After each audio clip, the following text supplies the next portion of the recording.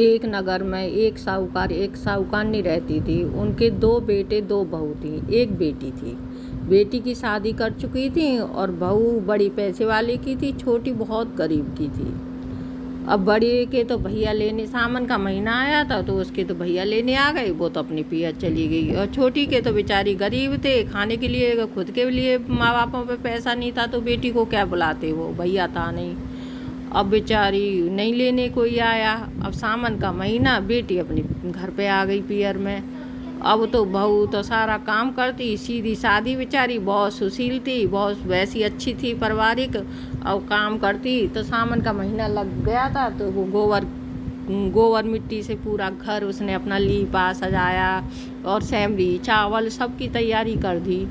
तो 2-3-4 दिन बाद भैया पंचमी आती है, वो अग्रवालों में मनाई जाती है। वो आई थी तो दोनों क्या कहते हैं, मैया बेटी तो करीलों की झाड़ियों में एक बामू था वहाँ पे पूजने चली गई और बेचारी छोटी बहू को नहीं ले गई। उससे कह गई तू सारा काम घर का निपटा लेना, हम अभी पूजा करके आते हैं। बेचारी दुखी मन से अपना काम कर रही तो क्या कहते वे अपने चली गई करीलों की झाड़ी में। तब तक नंदेऊ आ जाते हैं घर पे। नंदेऊ पूछते हैं, सरेज जी आज कैसे दुखी मन से काम कर रही हैं? कि नहीं नंदेऊ जी मैं तो सही हूँ। कि नहीं मुझे तुम सही नहीं लग रही हो, तुम बहुत दुखी सी हो। तब वो कहती है कि सास ननद तो दोनों करीलों की झाड़ी में जो बामी है वहाँ पे नाग पंचमी की पूजा करने गई हैं भैया पाँचा की, और मुझे नहीं ले गई हैं। तो बस इतनी सी बात, नंदू कहते हैं बस इतनी सी बात, उस पर इतनी गुस्सा में काम में कर रही हैं। कि नहीं नंदू जी आपको मैं लग रही हूँ, नहीं तो मैं तो सही हूँ। कि नहीं तुम तो वो तो बामू पूजने गई हैं, तुम साक्षात नाग पूज लो ना भैया पंचमी को उभाने की, वो कैसे हो सकता है? नंदू से बोली। तब नंदू कहते हैं मैं शेष नागों का नाग हूँ, मैं विद्या काशी से विद्या सीख कर आया हूँ, तो मैं तुम्हें पानी पड़कर दूंगा, तुम मेरे ऊपर छिड़क देना, मैं नाग बन जाऊंगा, पूजा कर लेना अपने आराम से, फिर वो उसी पानी को तुम मेरे ऊपर छिड़क देना, मैं तुम्हारा फिर से नंदू बन जाऊंगा। तब वो बोलती है कि मुझे सास नंद छोड़ेंगी नहीं और मेरे को तो बहुत काके तो गुस्सा करेंगी कि उन्हें क्या पता चलेगा, ये तो बात हम दोनों के बीच में ही रहेगी। भैया बहू मान जाती है, अब बातों में आ गई, उसने कही ठीक है मैं पूजा कर लूँगी। अब नंदेऊ ने पानी पड़ के दे दिया, बेचारे ने कही कि छिड़क देना मेरे ऊपर, मैं सांप बन जाऊंगा। उसने अपनी थाली लगा ली, उसने नंदेव के ऊपर छिड़क दिया, वो लोट पोट करके सांप बन गए। अब उसने आराम से पूजा कर ली।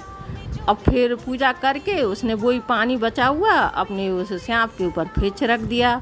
वो नंदेव हर हर करके खड़े हो गए। तब वो बड़ी खुश बहू और जल्दी जल्दी काम करे और बार बार कहे सास ननद तो बामू पूजन गई और मैंने तो घर आई नाग पूजे। तब नंद बोली कि जब हम गए थे जब तो भाभी का मुंह फूल रहा था, अब आया तो भाभी बड़ी गुनगुना के काम कर रही हैं, क्या गाना सा गा रही हैं बार बार, इतनी खुश मैंने कभी नहीं देखी। अब तो तब वो नंद हट पड़ने लग गई, भाभी ये क्या गुनगुना रही हो कि सास नंद तो बामन पूजन गए और मैंने तो घर आए नाग पूजे। कि नहीं ननद मैं तो ऐसे ही का कहते गुनगुना रही हूँ, मैं तो काम कर रही हूँ। कि नहीं भाभी कुछ ना कुछ तो बात है, तुम बता नहीं रही हो। भैया नंद को ऐसे ही टाल दिया कि नंदू ने मना कर चुकी थे कि तुम किसी को बताना मत। अब सास तो नहीं मानी, सास ने तो कसम दे दी, बोली कि क्या गुनगुना रही है, आज तो बता तो सही हो, इतनी खुश तो तू कभी आज तक नहीं रही थी, आज है जितनी। तब बहू के एकदम कसम खवा दी। तो बहू ने कही कि मम्मी आप तो क्या कहते हैं बामू पे पूजने गई थी और दीदी और आप, और मैंने तो घर पर ही आए हुए नाग पूजे थे। कि वो कैसे? कि जो नंद हुए ना वो जीजाजी हमारे वो नाग बन जाते हैं, वो शेषों के शेष नाग हैं, वो ने मेरे को क्या कहते पानी पड़ के दे दिया था, वो नाग बन गए थे, मैंने पूजा कर ली थी और क्या कहते फिर मैंने वो पानी छिड़क दिया था तो वो फिर नंदेव बन गए। अब तो नंद ने सुन लिया, नंद बड़ी गुस्सा हुई, भगी नंद अपने पति के पास गई कि तुम क्या भाभी कह रही है वो बिल्कुल सही है क्या? तब वो नंदेव कहता है और क्या सही है, तुम तो चली गई, उसे तो छोड़ गई, वो भी तो पूजा करेगी, वो भी तो किसी की बेटी है। ऐसे कह के चिल्लाने लग गए। तब वो बोले कि मेरे लिए तो तुम कभी नहीं बने और सरेज के लिए तो तुम हाल बन गए नाग। अब तो भैया कह तू कहती तो तेरे लिए बन जाती, तू तो अपनी माँ के साथ गई थी। तू घर पर पूजा कर लेती। तब वो ने उसने इंतज़ार करा के अब की नहीं बने तो मैं तुम्हें छोड़ूंगी नहीं। अब तो भैया पूरी साल उसने भैया पंचमी का इंतज़ार करा। आई भैया पंचमी, तब वो कहती है कि अब मैं तो तुम्हें ही पूजूंगी। माने की देख रहने दे, तू डर जाएगी कि नहीं मैं तो तुम्हें ही पूजूंगी चाहे कुछ भी हो जाए। भैया औरत तो यही है, हट पकड़ जाए तो मानती तो है नहीं है। अब तो उसने कही देख डरना मत, नहीं तो मैं नाक का नाक रह जाऊंगा। मान की मैं नहीं डरूंगी, मैं तो तुम्हें ही पूजूंगी। उसने पानी पड़ के दिया कि इसे मुझे मेरे ऊपर छिड़क दे तो मैं नाक बन जाऊंगा, और जब का कहते हैं मैं तू पूजा कर ले तो फिर छिड़क देना तो मैं तेरा आदमी बन जाऊंगा। मान की ठीक है। भैया उसने पानी जैसे ही छिड़का, जैसे ही फुसकार के सांप बन के खड़ा हो गया। वो तो डर गई, कप कपा की किच्ची ठोक के वो पानी भी गिर गया, फैल गया। अब वो तो भाग गई। अब तो नाग इधर लोट मारे उधर लोट मारे पर पानी नहीं पड़ पाया। वो तो एक बिले में जाके और घुस गया, जाके रेंग गया। अब तो रोती हुई रह गई, बिलखती हुई।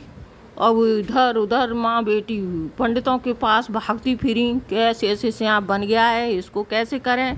तब विद्वान पंडितों ने बताया कि ऐसा करो, रोड़ो सजवाओ, झूला पड़वाओ और 2 ताल खुदवाओ, एक पानी का एक दूध का। दूध में आएगा तो तुम्हारा पति आएगा और पानी में आएंगे तो और सांप आएंगे। और खूब इत्र इत्र वगैरह सब छिड़कवाओ। भैया ऐसे ही बाग में बगीचा बनवाया, इत्र छिड़कवाए, 2 ताल बनवाए, एक में दूध एक में पानी। और बाहर के नाग आए ते तो का कहते पानी में आके लग गए। एक ही नाग आया था वो दूध में। जब ही उसने पंडितों ने पानी छिड़क के दिया, उसके ऊपर छिड़क दिया, लोट पोट कर जैसे ही खड़े हो गए एकदम उनका आदमी बन गया। तब बोले कि तुम बहुत दिनों से बिछड़े। तब कहते हैं कि औरतों को ज़्यादा जिद नहीं करनी चाहिए, जिद की गाली कुछ ना कुछ कष्ट जरूर पाती हैं। भैया वो खड़े हो गए, जैसी सुन का कहते हैं नाग पूजा की बहू के लिए बने ऐसे हर किसी को बनना। और जैसे उसने अपनी पत्नी ने जिद करी ऐसे कोई जिद ना करे। बोल नाग देवता की जय, बोल भैया पंचमी की जय।